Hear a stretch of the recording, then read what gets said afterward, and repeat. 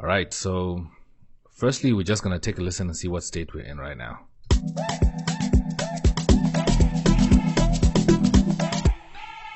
Okay, that's great. That vocal though, I can never get over it. I don't know what you think, but I think it's great. It matches like perfectly. I think that's the one thing that a lot of people are actually enjoying in this track. That yay. Okay, cool. Now we have everything in our mixer. Let's take a look at our drums first. Just check to make sure that our master channel is empty. Okay, that's a great sounding kick. Let's check our EQ. Get some of that mid-range and those highs out, because it has a pop. Just need to take the pop out.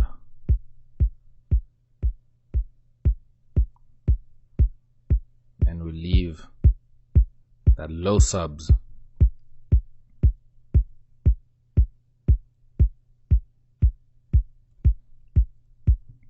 Much better.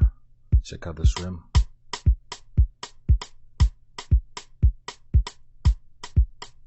Let's bring that all the way down and raise it up a little bit.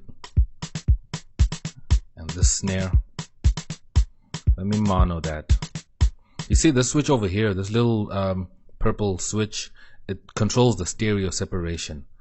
So if I bring it all the way separated, it separates the sound and makes it wider. But if I bring it all the way 100%, it will merge the sound and make it mono. So if you have a sound that's stereo and you want to quickly turn it into mono, you can do that. So that's a quick tip for you.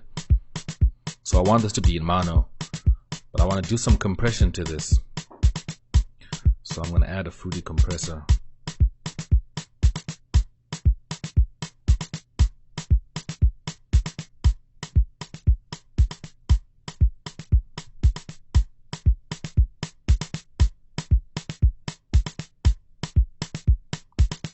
There we go.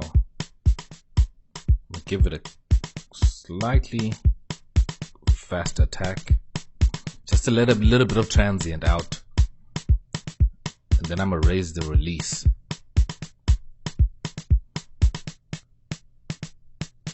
So this is how it sounds like originally without any compression, and then with, you can hear that it's snapping a bit more. It's got a lot more character. Now we go into our EQ. Take out some of the highs here and some of that bass, and lift some of the mids, because we don't need this bass in a snare. We don't need that. That's gonna clash with our kick and our bass, and not so much of the highs because, you know, of the hats.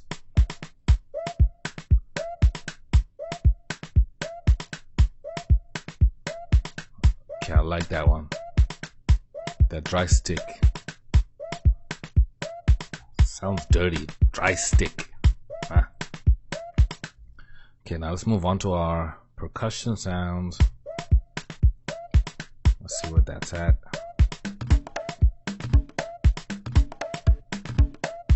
Gonna EQ that. Let me lower that mid sound, that high conga, and take out some of the low end.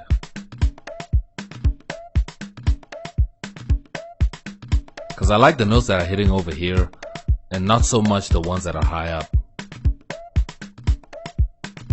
Okay, that's fine. Let's bring in another thing. I believe these are shakers. Let's check on our EQ quick. Okay, these are fine. You see, this samples is clean. You're not getting any other information but the information in the treble, so meaning that the loop is very clean. I don't need to do so much to it. That is totally fine. There's nothing back here. Let's check out this next sound. Just lower that down a bit, because you see, if you notice, this one has a bit more information in the high mids, so I'm gonna lower the treble slightly just to let the first shaker and the first hats come across much easier.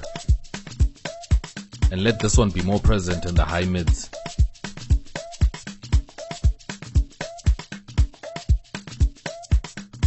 There we go. Perfect. I like that. Okay, what do we have next? Okay, we have that Y. Yeah, this Y is totally fine. Okay, my bad.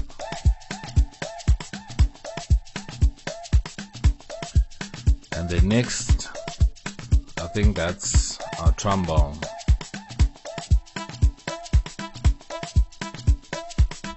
Okay, so the thing with this trombone is that it comes with its own reverb already, but I'm going to switch that off because I'm going to use my own reverb that I'm going to have over here.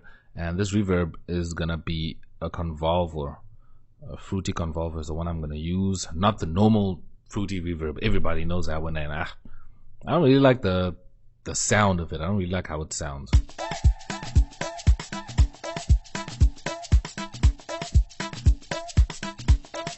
Okay, so now we just have to send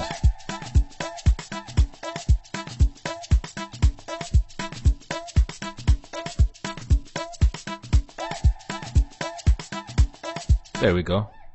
Sounds good. It has a little bit of a decay, but that's what I actually want to have, a bit of decay. And then next, let's check out this purity. Let's unmute that.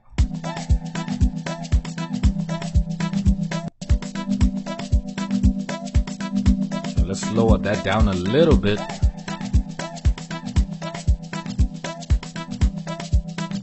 And raise some of the mid-range. That sounds perfect. And okay, what do we have? We have also the bass. So I'm gonna loop this area where the bass is playing. We have the Kabza log.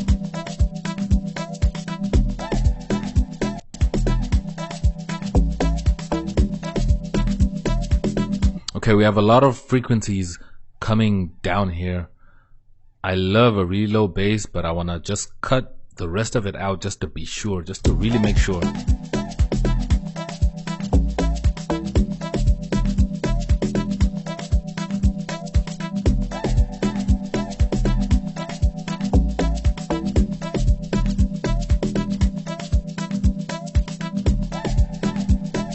I think that sounds good enough.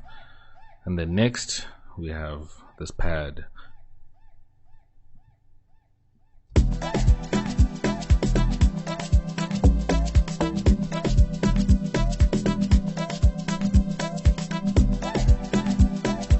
I think that sounds fine. So now let's just rock everything together.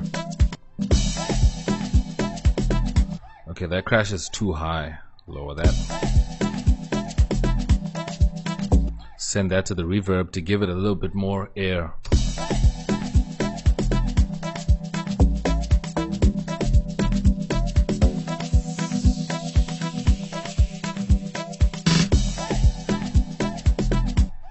Oh my word, I totally forgot about the snare. Okay, let's see what we can do with it. I want to compress it as well. I like a really slappy snare. Fruity compressor. Hear that? It has a snap now. Check the EQ. Okay, let's lower the treble a bit, raise the mid-range. Because we want it to be fat. We want it to be really fat. I wonder if I can add some head crusher and give it a little bit of distortion. There we go. Before the EQ. You see what I just did?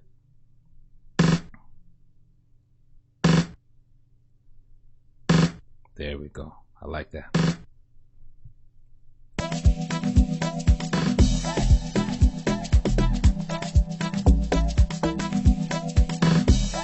I can already hear this track is sounding clear and clean already. And I haven't even touched the master bus yet.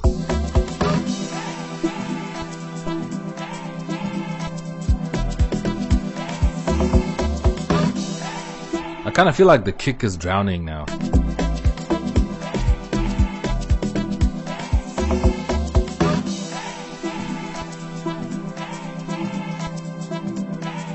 bring back the kick. I know it's probably pounding in the subs.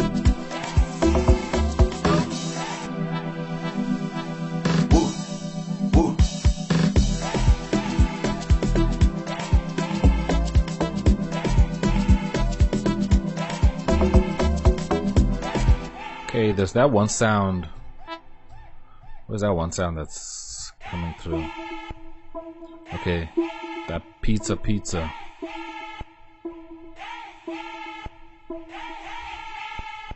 Okay, there's a little bit of a pop that you can hear at the end of this sample. I want to cut that out, but I think what I can do is I can just trim out the frequency that's making that pop. You see, it's the low end, so I can just trim that out. And some highs.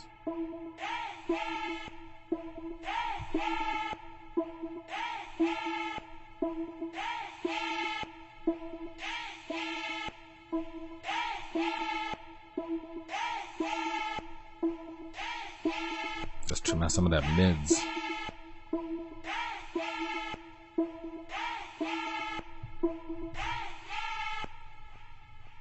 I don't like that pop, because if I do this, it takes out the pop over here, but then it changes the texture of the sample. Let's see. It makes it fade out, so I don't want to do that.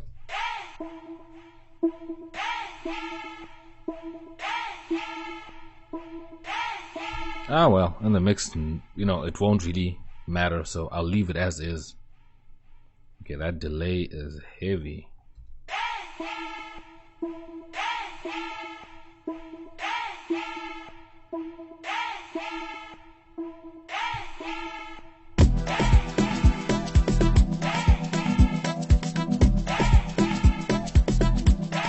And look at that, we have a lot of headroom for mastering. So now I'm not going to do so much heavy mastering on this track.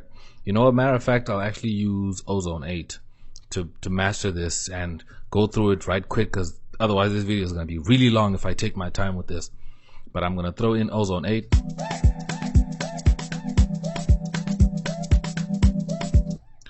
What I'm going to do is, well, I'm not going to use Master Assistant. What?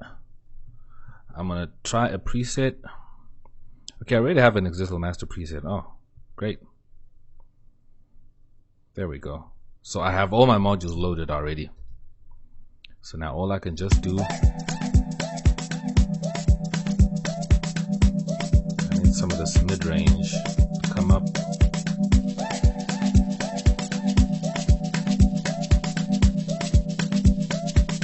Let's check out our dynamics.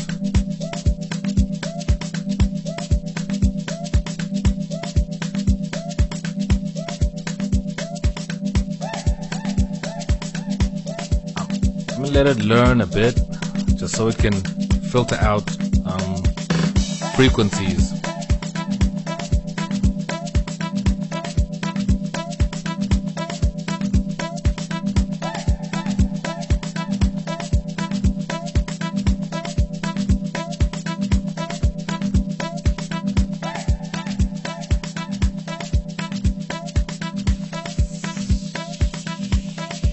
Just to control the low mids here.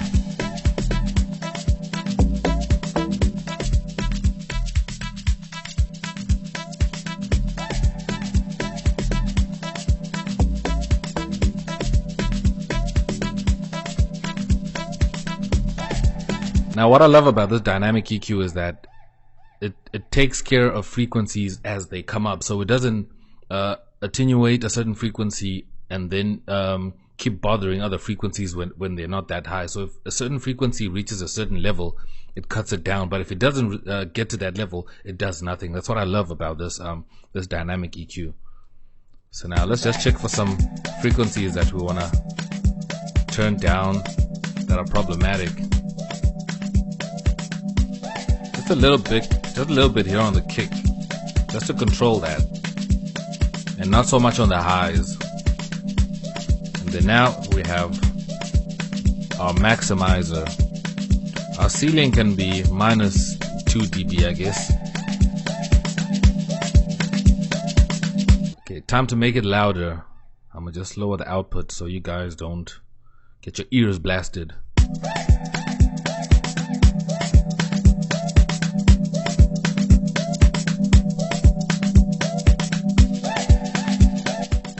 This is where we're coming from. This is what it sounds like now.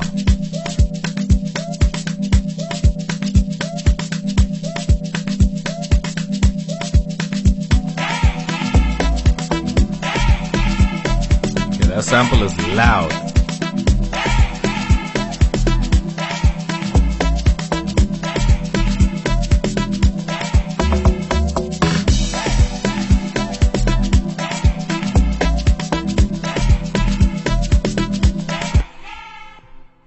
Now time to add a U-lean loudness meter to check our loudness.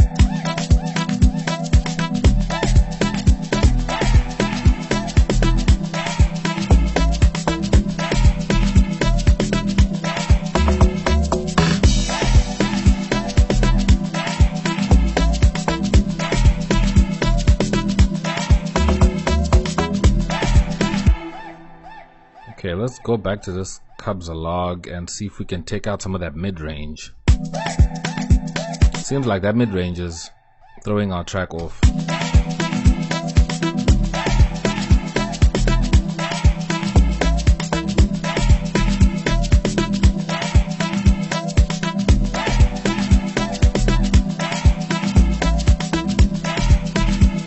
There we go, much better.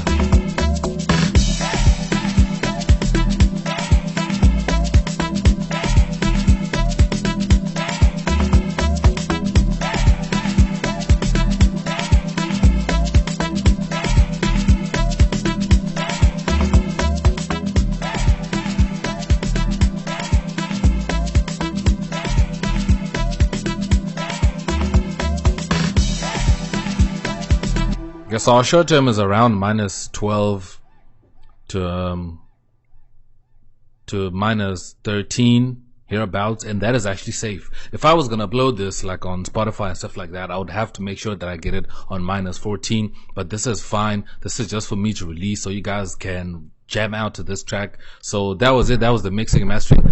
I hope you enjoyed it.